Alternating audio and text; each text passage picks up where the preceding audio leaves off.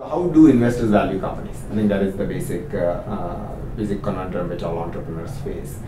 And it is not a science. That's probably the first answer.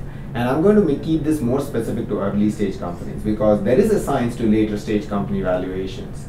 So once you actually have revenues and once you have profits and once you have operating cash flows, then there are very standard methodologies of how cash is valued. Because if somebody tells me that this company is generating so much cash in the first year and then second year and third year and fourth year, anybody who has got understanding of basic finance will tell you that you can do a discounted cash flow analysis and under various scenarios and come up with the value of the company today.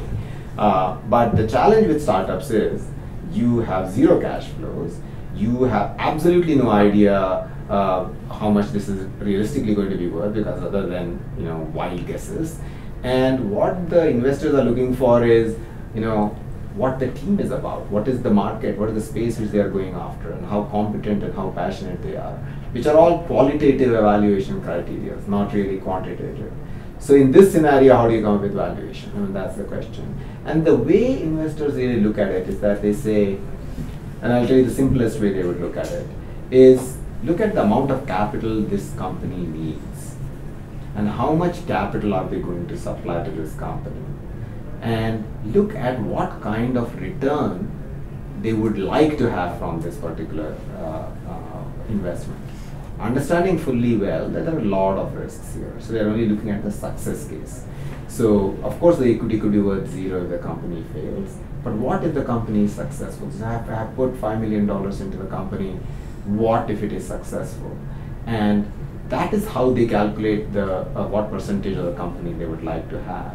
And typically, it is important for investors to have a meaningful chunk of the company so that when an exit event occurs, when the company is sold, they actually make meaningful returns on that capital. And so suppose if you have 10, 20, 30% of a company, the investor will think, well, there will be future rounds in this company because the company will actually need more capital before it becomes profitable or before it really is successful.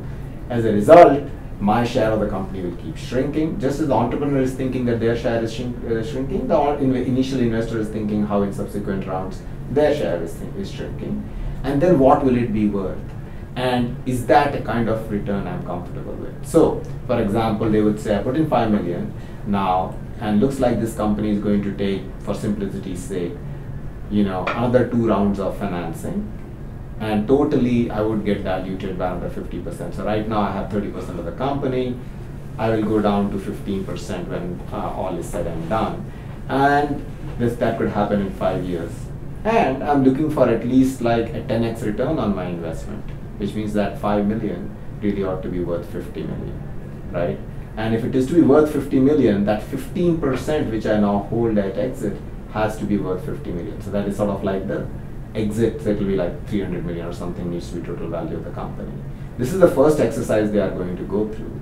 And then when they come back and say, okay, this is the amount I can actually put in, and this is the size of the pie I need to have, then it yields a valuation to the company. So in this case, 5 million for 30% means that 15 million or so is the valuation of the company. So it really is very qualitative. That's like the first thing. And you can really debate whether it should be 25, it should be 30, it should be 35, and so forth. But typically, any serious investor would want a sufficient enough stake so that it is meaningful for them. And remember that a lot of the investments do go to zero. So in a lot of other cases, that 5 million really does go to zero. So it is not like you want just to have 20% returns or whatever it is. You really want to have substantial return on your success on the companies which are successful. So long and short of it is this: the investors are looking at their returns. Investors are typically looking to own about a third of the company if they're serious investors versus minority investors, and they're also looking at the amount of money they are going to put into this company, and that goes into the valuation. But from an entrepreneur standpoint, at the end of the day, it is a negotiation. It's a negotiation with respect to how much money you need to take and how much equity you're willing to